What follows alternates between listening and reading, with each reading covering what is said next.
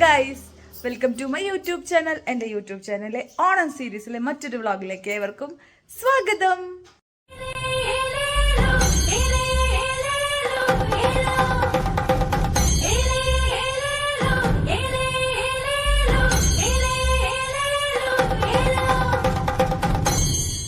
ഉത്രാടാണ് കേട്ടോ. ഇന്ന് ഞങ്ങളുടെ ഷോപ്പിൽ ഓണം സെലിബ്രേഷൻ ആണ്. അപ്പം ഞാനും പിള്ളേരും കൂടെ പോവാ. അവിടെ അവർ ഓണപ്പൂക്കളൊക്കെ ഇട്ട് തുടങ്ങിയെന്ന് പറഞ്ഞു. അപ്പം ഞങ്ങൾ ലേറ്റായി. അപ്പം ഇറങ്ങട്ടെ കേട്ടോ. അപ്പം ഞാൻ ഇന്നത്തെ വിശേഷങ്ങൾ നിങ്ങളായിട്ട് പങ്കുവെക്കാന്ന് വിചാരിച്ചു. ഉത്രാടാണല്ലോ, ഉത്രാട പാച്ചിലാണല്ലോ, കുറേ തിരക്കുകളും കാര്യങ്ങളൊക്കെ ഉണ്ട്. അപ്പം നമുക്ക് ഇന്നത്തെ ദിവസം എങ്ങനെയാണ് പോകണമെന്ന് നോക്കാം കേട്ടോ. എല്ലാവരും ഓണമൊക്കെ എവിടെ വരെ എത്തി? എല്ലാവർക്കും സുഖമല്ല, അടിച്ചു പൊളിച്ചില്ല എല്ലാവരും ഓണം. അപ്പം ഇവിടെ ഞാൻ എഡിറ്റ് ചെയ്യുമ്പോൾ തിരുവോണമൊക്കെ കഴിഞ്ഞു കേട്ടോ. പക്ഷെ ഞാൻ ഇപ്പം നമ്മൾ ഉത്രാടം വ്ളോഗിൽ എത്തി നിൽക്കുന്നുള്ളൂ. ഇതൊക്കെ എഡിറ്റ് ചെയ്ത് പോസ്റ്റ് ചെയ്യണമല്ലോ. അപ്പം അധികം ലാഗ് ആവാണ്ട് തന്നെ ഞാൻ എല്ലാം തന്നെ പോസ്റ്റ് ചെയ്യാം കേട്ടോ. അപ്പോൾ ഇന്ന് ഞങ്ങളുടെ ഷോപ്പിൽ ഓണം സെലിബ്രേഷൻ ആണ്. അപ്പം ഞാൻ പിള്ളേരെയും കൂടെ കൂട്ടിയിട്ട്, ആദ്യം അവരെ കൊണ്ടുപോകാൻ പ്ലാൻ ഉണ്ടായിരുന്നില്ല. അങ്ങനെ അവരെയും കൂടി കൂട്ടി, പിള്ളേരുണ്ടെങ്കിലല്ലേ ഒരു വൈബുള്ളൂ. അന്ന് കാലത്ത് തന്നെ മഴയായിരുന്നു കേട്ടോ. ഉത്രാടത്തിൻ്റെ അന്ന് കാലത്ത് എല്ലായിടത്തും മഴയാണെന്നാണ് ഞാൻ കേട്ടത്. അപ്പോൾ നല്ല മഴയായിരുന്നു. അപ്പോൾ ഞാനും ആമിയും ആദ്യം വണ്ടിയിൽ, ശരിക്കും പറഞ്ഞാൽ 2 വീലറിലാണ് വന്നത്. പെട്ടായിരുന്നു. ഒരു വീടിൻ്റെ സൈഡിലൊക്കെ കയറി നിന്നിട്ടാണ് ഞങ്ങൾ പിന്നെ വന്നത്. കണ്ടോ, നല്ല മഴയായിരുന്നു. അപ്പോൾ ഞങ്ങളുടെ കടയിൽ ആദ്യമായിട്ടാണ് കേട്ടോ ഒരു ഓണം സെലിബ്രേഷൻ എന്ന് പറഞ്ഞിട്ടൊക്കെ നടത്തുന്നത്. ഞങ്ങൾ പുറത്ത് പോയി ഒരു സദ്യ കഴിക്കുക, അതിലുപരിയായിട്ട് വേറൊരു സെലിബ്രേഷൻ ഞങ്ങൾ ഷോപ്പിൽ നടത്താറില്ല.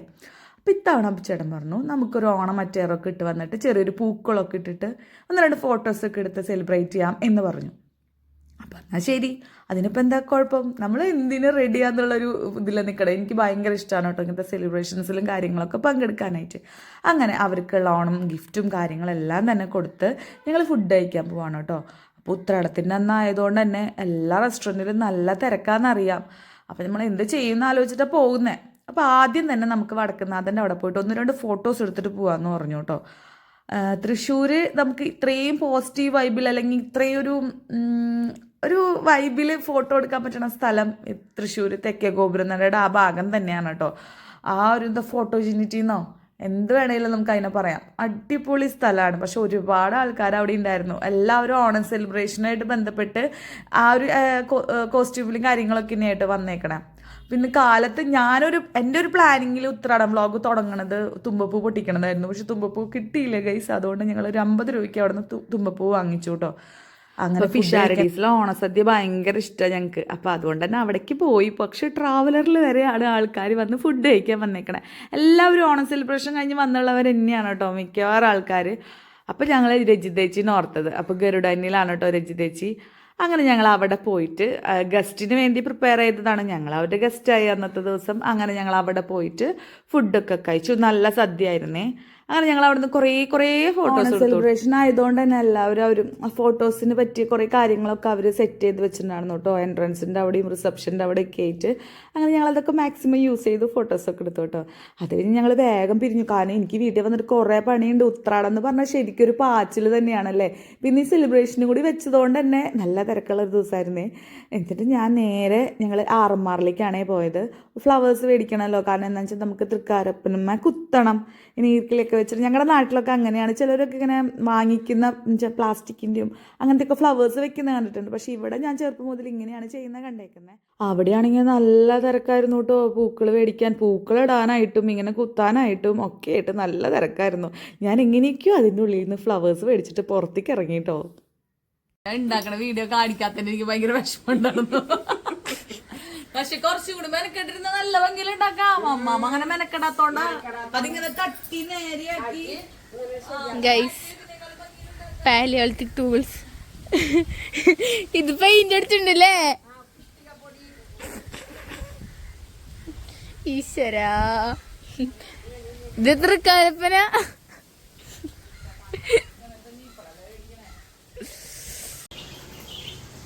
ആമി അമ്പലത്തിൽ നിന്ന് ഇപ്പൊ വന്നുള്ളൂ.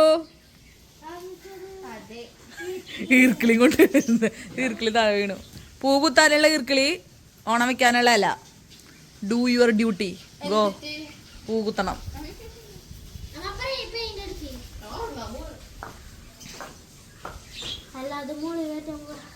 ഇതുമ്മ പെയിന്റ് അടിച്ചു കഴിഞ്ഞാൽ നെറ്റുമലൊക്കെ ആവില്ലേ? അപ്പൊ ബ്ലാക്ക് മൊത്തം ബ്ലാക്ക് ആവില്ലേ? അപ്പൊ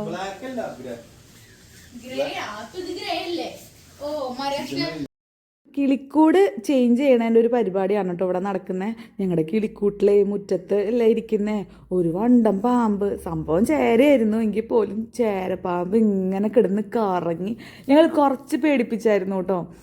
സംഭവം നമ്മൾ കാണുമ്പോൾ പാമ്പല്ലേ, ഒന്നില്ലെങ്കിൽ പാമ്പല്ലേ, വിഷമുള്ളതല്ലെങ്കിലും. അപ്പോൾ അതുകൊണ്ട് തന്നെ ഞങ്ങൾ ഇച്ചിരി പേടിച്ചപ്പോൾ ആ കിളിക്കൂടൊന്ന് മുകളിലോട്ട് മാറ്റിയാലോ എന്നുള്ള പ്ലാനിങ്ങിലാണ് കേട്ടോ ഇങ്ങനെ ഒരു വലിയ കൂട് വാങ്ങിച്ചത്.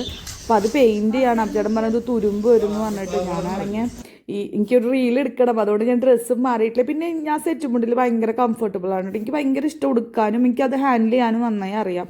എനിക്കത് ഉടുത്തോണ്ട് ചിലർ ചൂടെടുക്കുന്നു എന്നൊക്കെ ഞാൻ പറയുന്നത് കേട്ടിട്ടുണ്ട്. പക്ഷേ എനിക്ക് അങ്ങനെ ഒരു ബുദ്ധിമുട്ട് സെറ്റ് മുണ്ടോ അതിൽ സാരി ആയാലും തോന്നിയിട്ടില്ല. എനിക്ക് ഭയങ്കര ഇഷ്ടമാണ് സെറ്റ് മുണ്ടായാലും സാരിയായിട്ട് ഉടുക്കാനായിട്ട്. അപ്പോൾ ഞങ്ങളത് ഗ്രേ കളർ പെയിൻറ്റ് നെറ്റുമ്പോൾ കൊടുക്കുകയാണ്. എന്താണെന്ന് വെച്ചാൽ ഈ മരത്തുമ്മലും കളർ കൊടുക്കണം. അത് പ്ലെയിൻ മരത്തിൻ്റെയാണ് അത് കൊടുത്തിരിക്കുന്നത്. അപ്പം ആ കിളിക്കൂടുണ്ടല്ലോ അത് ഭയങ്കര ചെറുതാണ്. അതിനുള്ളിൽ ഒരുപാട് കിളികളുണ്ട്. നമ്മുടെ ലവ് ബേർഡ്സ് ആണ്, ബഗ്ഗീസ്, ആ സംഭവമാണ്.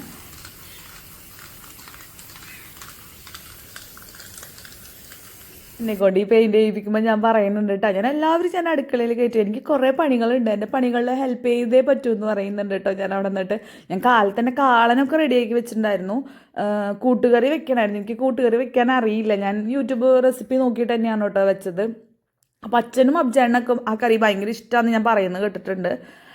അപ്പം അതുകൊണ്ട് ആ കറി ഉണ്ടാക്കാൻ നിൽക്കാണ് കേട്ടോ. അപ്പം ഞാൻ ആമീയുടെ അടുത്ത് പറയാം ഒന്ന് പൂ കുത്ത് ആമീന്ന് കേട്ടോ.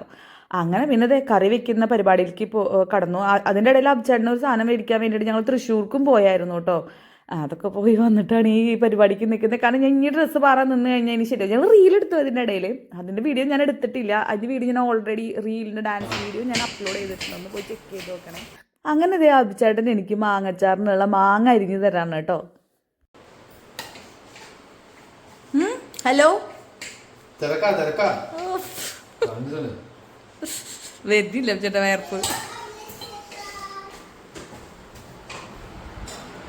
വേഗം വേഗം സെറ്റാക്കാതി ഉഷാറായിട്ട്.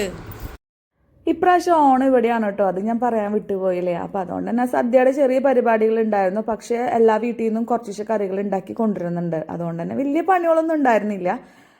പക്ഷെ കുറച്ച് കറികൾ കൂടുതൽ ഉണ്ടാക്കിയായിരുന്നു. അപ്പം ഞാൻ നാളികേരം ചെരുകാണ് കേട്ടോ. ഇന്നത്തെ കറിയിലേക്കും നാളത്തേക്കുള്ള നാളികേരം ചെരുകി ഫ്രിഡ്ജിൽ വെക്കാമെന്ന് കരുതി. എന്തായാലും അബ്ജേട്ട ഇലയൊക്കെ മുറിച്ച് തന്നായിരുന്നു നാളികേരം ചെരുകാനായിട്ട്. അപ്പം അതൊക്കെ ചെരുകി സെറ്റ് ചെയ്ത് വെക്കാണ് കേട്ടോ. അപ്പം അതിൻ്റെ ഇടയിൽ ആമിയാണ് ഓണം വെക്കാനുള്ള കാര്യങ്ങളൊക്കെ തന്നെ ചെയ്യുന്നത്. അപ്പം അതൊക്കെ അവിടെ ആമി നിന്ന് ചെയ്യുന്നുണ്ട്. കോലം വരയ്ക്കുക. അപ്പം ആമിക്ക് അങ്ങനെ കോലം വരച്ചുള്ള പരിചയമൊന്നുമില്ല. അപ്പം ഞാനും കരുതി ഒന്ന് ചെയ്ത് പഠിക്കട്ടെ എന്ന് കരുതി. അപ്പം ആമി കോലം വരയ്ക്കാണ്. അത്യാവശ്യം പണികളുണ്ടല്ലോ നമുക്ക്. മാത്രമല്ല ഇവിടെ അങ്ങനെ അതുമായി ബന്ധപ്പെട്ട് നന്നായി ഞങ്ങളുടെ പരിമിതമായ അറിവിൻ്റെ ഉള്ളിൽ നിന്നിട്ടാണ് കേട്ടോ ഞങ്ങൾ ഇന്നത്തെ ഓണം വെക്കുന്നത്. ഇപ്പോൾ അമ്മയും അച്ഛനൊക്കെ ചെയ്തിട്ടുള്ള പരിചയമുള്ളൂ. അബ്ജേട്ടനായാലും അച്ഛൻ വീട്ടിൽ ഓണം വെക്കുന്ന പരിചയം തന്നെയുള്ളൂ. നമ്മൾ ചെയ്ത് പരിചയമില്ല. നമ്മളത് ചെയ്താലാണ് നമുക്കതിന് ഒരു എക്സ്പീരിയൻസ് കൂടല്ലേ. കണ്ടു നിന്ന് ഇതാക്കുന്നതിനേക്കാളും നമ്മൾ ചെയ്താലേ നമുക്ക് അതിനുള്ളൊരു വശം വരുള്ളൂ എന്ന് അറിയില്ലേ. അങ്ങനെ ഞങ്ങൾ ഞങ്ങളുടേതായ രീതിയിൽ ചെയ്യാണ്. അപ്പം അതിൻ്റെ ഇടയിലേക്ക് വിളക്കൊക്കെ ഞാൻ ആമീനെ കൊണ്ട് തന്നെ കഴുകിച്ചേട്ടോ. കുറേ കാര്യങ്ങൾ ഇതൊക്കെ പിള്ളേരും അബ്ജേട്ടനും കൂടിയിട്ടാണ് ചെയ്തത്. ഇപ്രാവശ്യം ഓണം വെക്കണേൻ്റെ ഉള്ളിൽ കൈ കടത്താൻ എനിക്ക് സാധിച്ചില്ല ഗൈസ്. അങ്ങനെ പിന്നെ ഞങ്ങളെല്ലാവരും കുളിയൊക്കെ കഴിഞ്ഞ് വന്നു കേട്ടോ ഓണം വെക്കാനായിട്ട്. ഒരു 8 മണി 8:30 കൂടിയിട്ട് തന്നെയാണ് ഓണം വെക്കാറ്.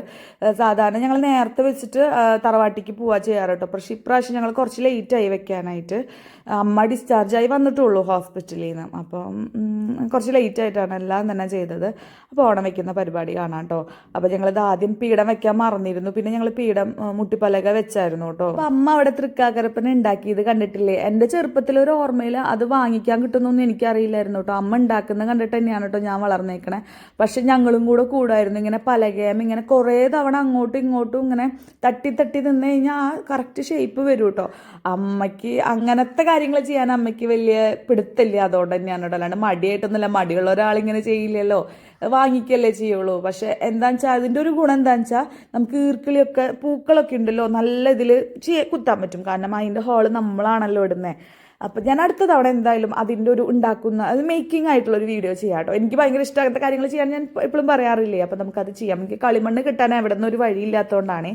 അപ്പോൾ ഇതിൽ കുത്താനായിട്ട് ഈ തൃക്കാക്കരപ്പനമൊക്കെ കുത്താനായിട്ട് കുറേ ലിമിറ്റേഷൻസ് ഉണ്ട്. കാരണം എന്താ വെച്ചാൽ ആ ഈർക്കിളി ഉണ്ടല്ലോ അത് മുഴുവനായിട്ട് നമുക്ക് കയറ്റാൻ പറ്റില്ല.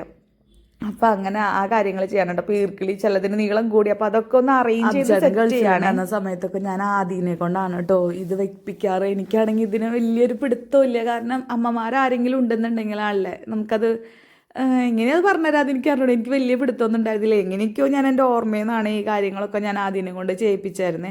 അപ്പോൾ ആദ്യം പറയുന്നുണ്ടായിരുന്നു ഞാൻ ചെയ്യാം നമുക്ക് അടുത്ത തവണ ആദ്യനെ കൊണ്ട് ചെയ്യിപ്പിക്കാം. കുറേ എൻ്റെ ഒരു ഇതിൽ വീട്ടിലെ കാരണവന്മാർ ചെയ്യാമെന്നാണ് വെച്ചാൽ, കാരണവന്മാരെന്ന് പറയുമ്പോൾ മൂത്ത ആൾക്കാർ.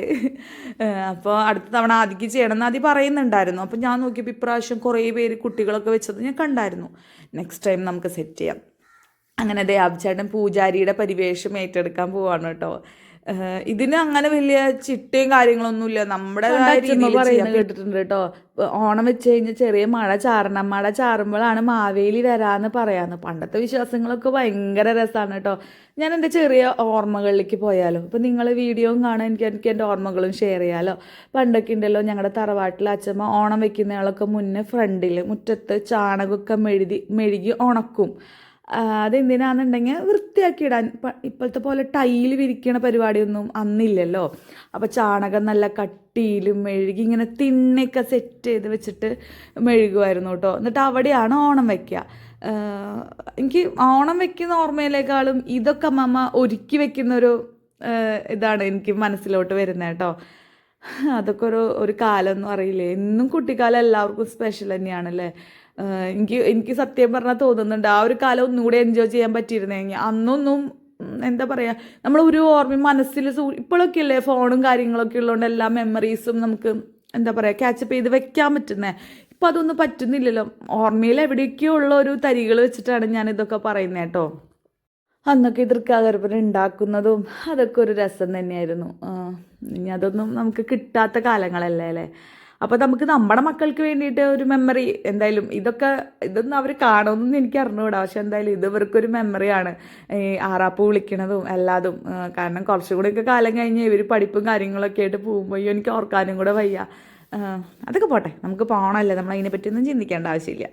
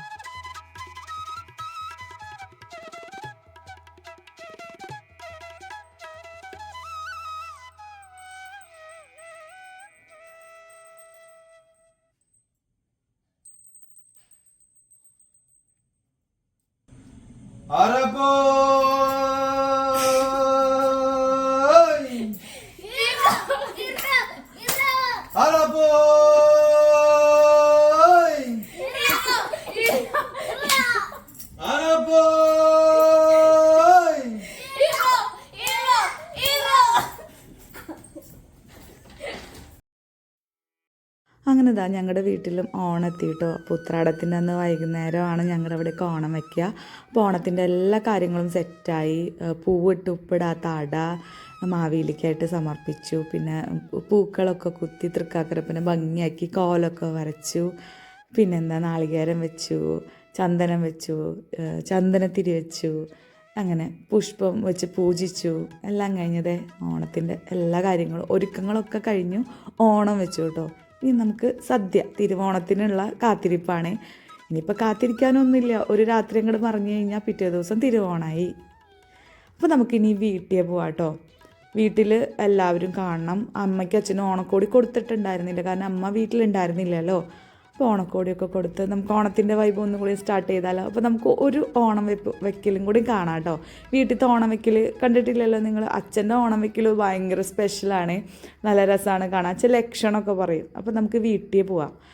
ഞങ്ങൾക്ക് വീട് ഇവിടെ അടുത്ത് തന്നെയാണ് കേട്ടോ. അപ്പോൾ ഞാൻ ഒക്കെ ഒന്ന് ഒതുക്കിയൊക്കെ വെച്ച് ഓണം വെച്ചതിൻ്റെ കുറേ ഓരോന്നൊക്കെ ഉണ്ടായിരുന്നു. അപ്പോൾ അതൊക്കെ ക്ലിയർ ചെയ്ത് ഞങ്ങൾ വീട്ടിൽ പോകും. വീടിൻ്റെ മുന്നിലേക്ക് വണ്ടി കൊണ്ടുപോകാൻ ഭയങ്കര പാടാണ്. അവിടെ ചാലിൻ്റെ പണി നടക്കുന്നതുകൊണ്ട് തന്നെ ആകെ ചളി വിളിയായിട്ടാണ് കിടക്കുന്നത്. അപ്പോൾ ഞങ്ങൾ വണ്ടിയൊക്കെ അവിടെ ഇട്ടിട്ട് ആ വീട്ടിലേക്ക് പോവാണ് കേട്ടോ.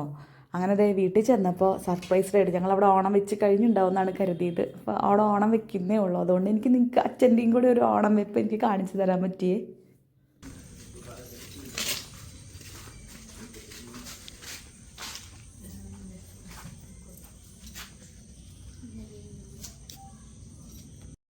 ഞാൻ പറഞ്ഞില്ലേ, ചിലവർ ഇങ്ങനത്തെ പൂക്കളും വെക്കും. ഒരുപാട് പേര് ഇങ്ങനത്തെ പൂക്കൾ വെക്കുന്നവരാണ്.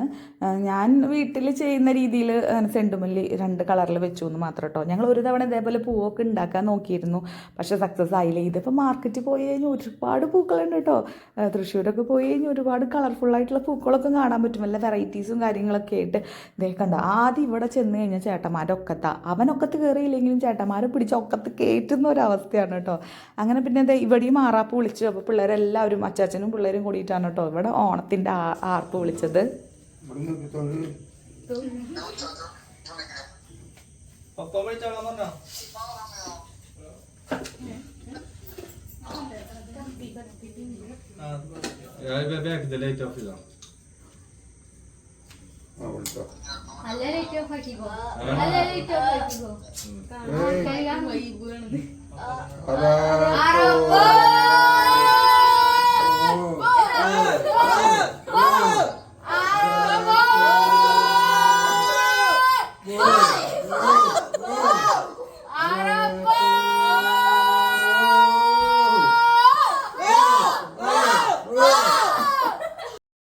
പിന്നെ കുഞ്ഞു പൂക്കളിടാനുള്ള തിരക്കിലായിട്ടോ. ഞങ്ങളും പൂക്കളൊന്നും ഇട്ടിട്ടുണ്ടായിരുന്നില്ല, വേഗം തന്നെ ഇങ്ങോട്ട് പോകുന്നതാണ്.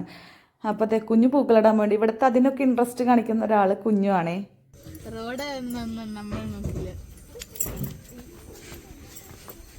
ഈ റോട്ടിൽ ആരും ഉണ്ടാവില്ല ഇനി. റോഡ് പൊളിച്ചിട്ടേക്കാം.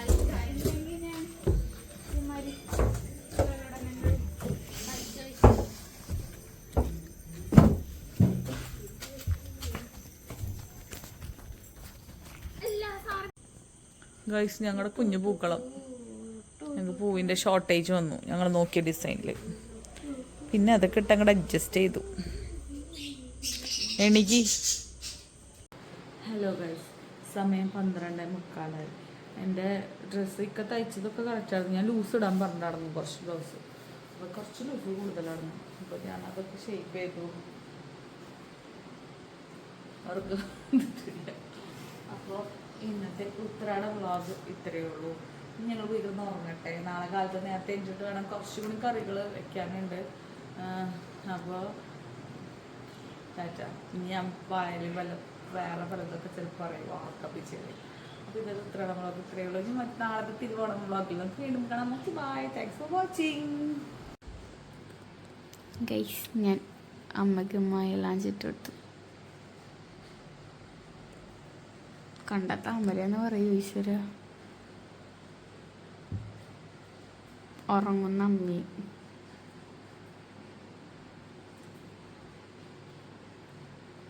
എൻ്റെ മൈലാഞ്ചി ഞാൻ രണ്ടാമതോടെ ഇട്ടെന്നാട്ടാ കൊളാക്കിയിട്ട് കണ്ട വീണ്ടും കൊളാക്കി. ആ കുഴപ്പമില്ല, അത്ര മതി. ഒന്ന് ഉണങ്ങണ ഇവർക്ക് എടുക്കുമായിരുന്നു.